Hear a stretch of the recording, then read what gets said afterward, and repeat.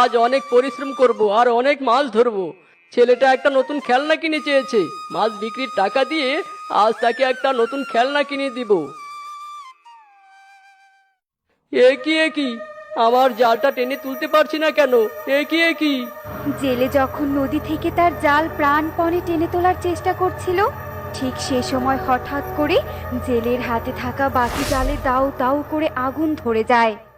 আরে আরে, এসব কি কাণ্ড ঘটছে? আমি তো কিছুই বুঝতে পারছি না। আমার আশেপাশে কোনো অপশক্তি নেই তো?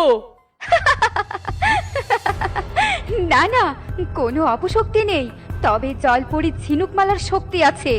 বেশ করেছি, তোর জাল পুড়িয়ে দিয়েছি। আমার নদীতে কাউকে মাছ ধরতে দিব না। যা, চলে যা বলছি এখান থেকে।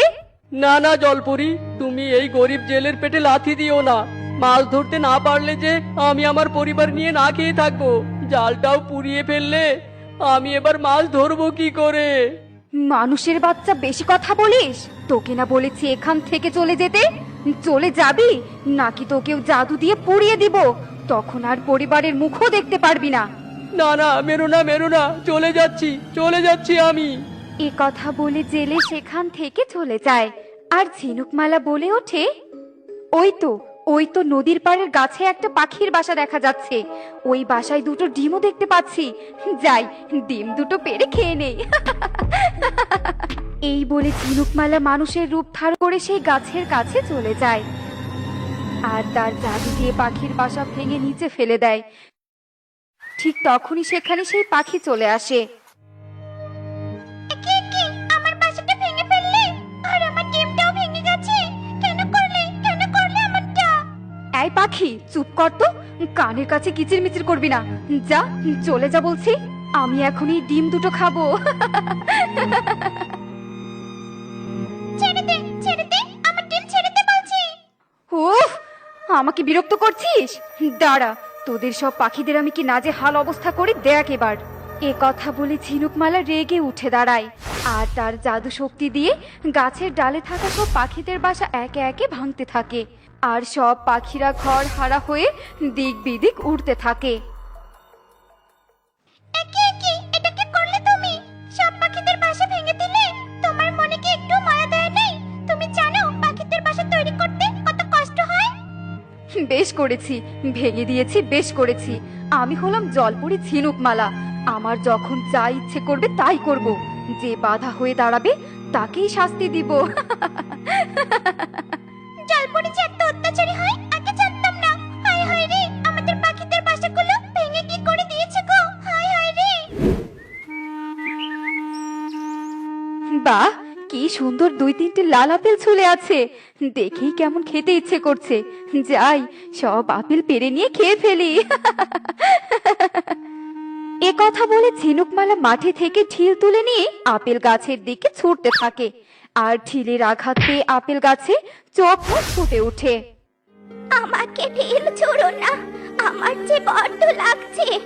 বৃদ্ধা হয়ে গেছি, বেশি আঘাত সহ্য করতে পারি না। এই বৃদ্ধা বয়সে গাছে 2-3টে আপেল আছে, দয়া করে সেইগুলোকে ছিঁড়ো না। অন্য ফলের গাছ থেকে ফল পেড়ে খাও। চুপ কর মূর্খ গাছ, তোর সাহস হয় কি করে আমাকে নিষেধ করার? জানিস তুই আমি কে? আমি হলাম জলপরী ঝিনুকমালা। দেখ তোর কি দশা করি।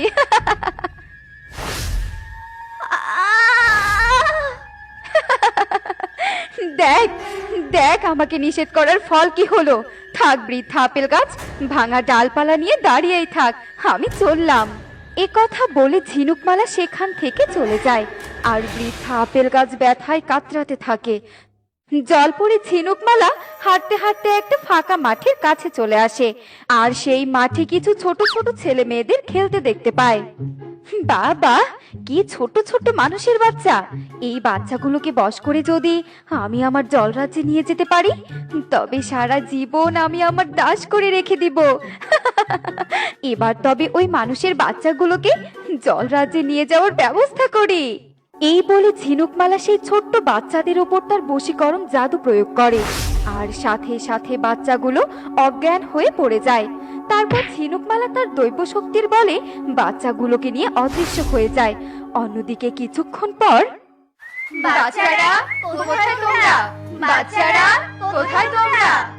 সব বাচ্চাদের সাথে আমার বাচ্চাটাকেও খেলতে পাঠিয়েছিলাম, কিন্তু এখন তো খুঁজেই পাচ্ছি না। আমার বাচ্চাটাকে বুঝি হারিয়ে ফেললাম গো, হারিয়ে ফেললাম। কেঁদো না বৌদি, কেঁদো না, আমরা সবাই আমাদের বাচ্চাদের ঠিক খুঁজে পাবো। চলো চলো একটু সামনে এগিয়ে দেখি। এরপর সবাই হাঁটতে হাঁটতে বনের আরো কিছু দূরে চলে যায়। বাচ্চারা কোথায় তোমরা? বাচ্চারা কোথায় তোমরা? আর এক নাগরাজের গুহার সামনে এসে পৌঁছায়। সবার চিৎকার চেঁচামেচিতে নাগরাজ গুহা থেকে বেরিয়ে আসে আর বলে, আহ, চিৎকার চেঁচামেচি করে আমার ঘুমটাই নষ্ট করে দিলি তোরা। মনে হচ্ছে সব কটাকে এক ছোবলে উপরে পাঠিয়ে দেই। ক্ষমা করবেন নাগরাজ, আমাদের সবার বাচ্চা হারিয়ে গেছে, তাই তাদের খুঁজতে খুঁজতে ভুলে আপনার গুহার সামনে চলে এসেছি। বাচ্চাদের কোথাও খুঁজে পাচ্ছি না, কোথাও না। এ কথা শুনে নাগরাজের মনে বড্ড মায়া হয়, আর নাগরাজ সবাইকে আশ্বস্ত করে বলে, আহারে, তোমাদের বাচ্চা হারিয়ে গেছে? দাঁড়াও দাঁড়াও, আমার দৈব আয়না দিয়ে তোমাদের বাচ্চা খুঁজতে সাহায্য করছি। আমার হুকুমের দাস জাদুর আয়না, জাদুর আয়না, দেখাও এই মানুষগুলোর বাচ্চা কোথায়। এক্ষুনি তাদের অবস্থান প্রকট করো আমার সামনে।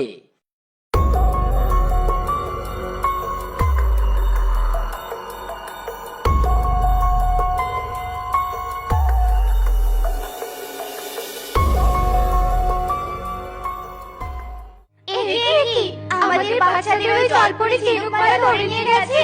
হায় হায় রে, কিভাবে এবার আমাদের বাচ্চাদের উদ্ধার করব? হায় হায় রে। তোমরা হায় হায় করো না, আমি ওই ঝিনুকমালার কাছ থেকে তোমাদের বাচ্চা উদ্ধার করে দেব। চলো চলো সবাই আমার সাথে ওই নদীর পাড়ে চলো, ওই নদীতেই অত্যাচারী ঝিনুকমালাকে পাওয়া যাবে। নাগরাজের কথা শুনে সবাই নাগরাজের পিছু পিছু যেতে থাকে।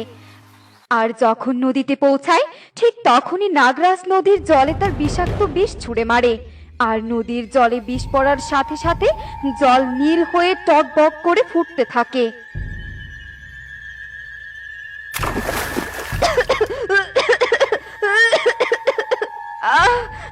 আমার আমার কষ্ট হচ্ছে। এই তোরা তোরা নদীর জলে কি মিশিয়েছিস? আমি নিঃশ্বাস নিতে পারছি না, নিঃশ্বাস নিতে পারছি না। শয়তান ঝিনুকমালা, মানুষ রূপে পশু পাখি থেকে গাছপালার উপর অনেক অত্যাচার করেছিস, আবার এই নিরীহ মানুষগুলোর বাচ্চাদের ধরে নিয়ে এসেছিস। ফিরিয়ে দে, ফিরিয়ে দে বলছি। একজন নাগরাজ হয়ে তুই মানুষের দালালি করতে এসেছিস? আমি ফিরিয়ে দিব না। কি করবি তুই? আমার জাদুতে তোকে আমি ভস্ম করে দিব। তোর জাদু প্রয়োগ করার আগেই আমার বিষে তোর মৃত্যু ঘটবে। দে বলছি, বাচ্চাদের ফিরিয়ে দে। না না, দিচ্ছি দিচ্ছি ফিরিয়ে।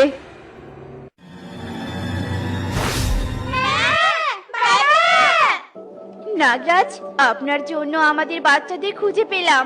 হ্যাঁ, সবাই বলো, সবাই বলো, জয় নাগরাজের জয়, জয় নাগরাজের জয়। নাগরাজ, তোকে আমি ছাড়বো না। তোর ক্ষতি আজ নয়তো কাল আমি করেই ছাড়বো। তুই আমার কি ক্ষতি করবি? দেখ তোর আমি সারা জীবনের জন্য কি দশা করি। এই কথা বলে নাগরাজ ঝিনুকমালার ওপর তার নাগ শক্তি প্রয়োগ করে। আর সাথে সাথে ঝিনুকমালা একটা ইঁদুরে পরিণত হয়ে যায়। ঝিনুকমালার এই পরিবর্তন দেখে সবাই হাসিতে লুটিয়ে পড়ে। এই চলো সবাই চলো, আমরা আমাদের নিজেদের জায়গায় ফিরে যাই।